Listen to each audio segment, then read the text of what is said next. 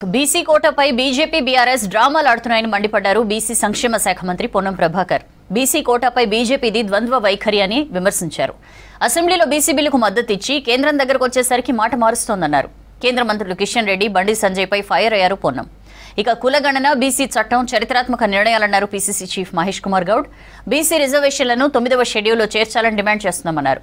ఢిల్లీ టూర్లో ఉన్న నేతలు సోనియా, రాహుల్తో భేటీ తర్వాత మీడియాతో మాట్లాడారు.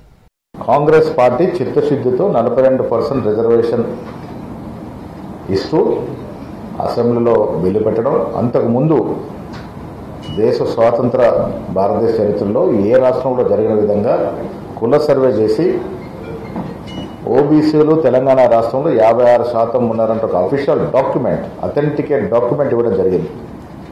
ఈ రెండు అంశాలు చరిత్రాత్మక నిర్ణయాలు తెలంగాణలో. నిన్న జంతర్ మంతర్లో అన్ని కుల సంఘాలు చేసినటువంటి ధర్నాలో దాదాపు 18 నుంచి 20 రాజకీయ పార్టీలు, జాతీయ రాజకీయ పార్టీలు, వారికి సంబంధించినట్టు దాదాపు 50 మంది పార్లమెంట్ సభ్యులు అటెండ్ అవి సంఘీభావం తెలిపారు. మీరు పార్లమెంట్లో ఈ అంశాన్ని లేవనెత్తి 42% రిజర్వేషన్కి పైనటువంటి అడ్డంకి తొలగించే విధంగా 9th షెడ్యూల్లో దీన్ని చేర్చి తద్వారా తమిళనాడులో ఉన్నటువంటి రిజర్వేషన్ పాలసీని తెలంగాణలో కూడా అమలు పరుచుకునే విధంగా మీరు సహకారాలు అందించాలని రాహుల్ గాంధీ గారు చెప్పడం జరిగింది. ఈ ధర్నా కార్యక్రమంలో పిలిచినప్పటికీ కూడా బీజేపీ నాయకులు రాలేదు, మొక్క చాటేశారు. టీఆర్ఎస్ నాయకులు రాలేదు. సో ఇది వారికి ఉన్నటువంటి చిత్తశుద్ధి. ఓబీసీల పట్ల కానీ రిజర్వేషన్ 42% రిజర్వేషన్ల పట్ల కానీ మీరు ఇవ్వలేదు, ఇచ్చే ప్రయత్నము చేయలేదు. ఇవాళ కాంగ్రెస్ ప్రభుత్వం ఇచ్చింది, ఇస్తే కనీసం దానికి సహకారం చేసి మద్దతు ఇచ్చే పరిస్థితి కూడా మీరు లేరు. అందుకే మీరు నిన్న అన్ని కుల సంఘాల వారు పిలిస్తే కూడా ఆ ధర్నాకి మీరు రాకుండా ఎగ్గొట్టారు. ఇవాళ తెలంగాణ ప్రభుత్వం, కాంగ్రెస్ పార్టీ ఇచ్చిన మాట ప్రకారం, కామారెడ్డిలో మేము ఇచ్చినట్టు డిక్లరేషన్ ప్రకారం 42% రిజర్వేషన్ ఇస్తూ చట్టం చేశాం. ఇప్పుడు తదుపరి కార్యక్రమం కేంద్ర ప్రభుత్వం చేతుల్లో ఉంది. స్థానిక సంస్థల్లో మేము ఎట్లా ఇంప్లిమెంట్ చేసుకుంటాం. విద్యా ఉపాధి విషయానికి వచ్చినప్పుడు ఈడబ్ల్యూఎస్కి ఎట్లయితే మీరు వెసులుబాటు కలగజేసినారో, 50% సీలింగ్ దాటి వెసులుబాటు ఇచ్చినారో, ఈడబ్ల్యూఎస్కి ఇచ్చినప్పుడు ఓబీసీలకు ఇవ్వడానికి బాధ ఏంటి, ఉన్న అడ్డంకి ఏంటి? ఆ దశగా ప్రధానమంత్రి గారు ప్రయత్నం చేయాలి.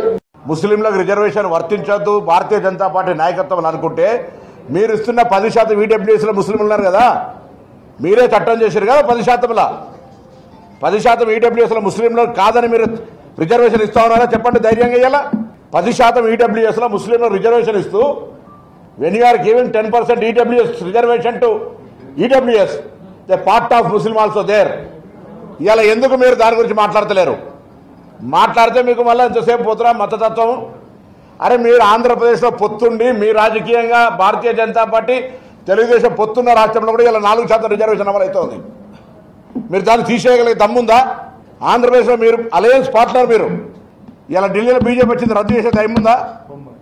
బొంబాయి లేవు, మహారాష్ట్రలో లేవా? ఇలా వాళ్ళ రాష్ట్రంలో ఏ రాష్ట్రంలో లేవని అడుగుతా ఉన్నాం. ఇలా అసలు వీళ్ళకు కనీస జ్ఞానం ఉంటే, తెలంగాణలో గ్రామాల్లో పుట్టినోడు తిరిగినోడు ఎవడైనా దూదేకులోళ్ళు ఇతర ముస్లిం వర్గాలు బీసీల నుంచి ఇలా కొత్తగా వచ్చినాయా?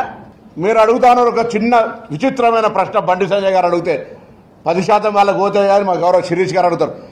42% రిజర్వేషన్ వస్తే ఏబిసిడిజి కేటగిరీ ఉంది, ఎవరి పాపులేషన్ ప్రకారంగా క్యాస్ట్ వైజ్ డివైడ్ అవుతాయి. ముందు 42% వచ్చింది తర్వాత కదా మాట్లాడాల్సింది.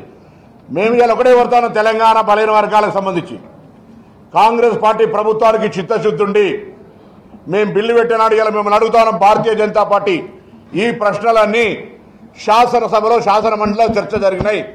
దాని తదుపరి మీరు ఏకగ్రీవంగా తీర్మానానికి అమలు చేసిన జాతీయ పార్టీ నేషనల్ స్టాండ్ ఒకటి, రాష్ట్రం స్టాండ్ ఒకటి ఉండద్దు. మీ ఎమ్మెల్యేలు శాసన మండలిలా, శాసన సభ లోపల ఈ బిల్లును మేము ఏకగ్రీవంగా ఆమోదం చేస్తున్నామని మద్దతు ఇచ్చినారు, మద్దతు చేసినారు. అసెంబ్లీ ప్రొసీడింగ్స్ ఇస్తాం. కేంద్ర పార్టీగా వాళ్ళ అనుమతి లేకుండా జరగలే. ఇలా వాళ్ళని అడుగుతా ఉన్నాం. ఇలా ఇది తప్పు. నేను అడుగుతాను, ఇలా మీరు మీ పక్కన ఉన్నటువంటి మిత్రపక్షంతో ప్రభుత్వం ఏర్పడ్డ ఆంధ్రప్రదేశ్లో ఇలా మీరు రిజర్వేషన్కి సంబంధించి వ్యతిరేకించి తొలగించుని అప్పుడు తెలంగాణ దగ్గర రండి.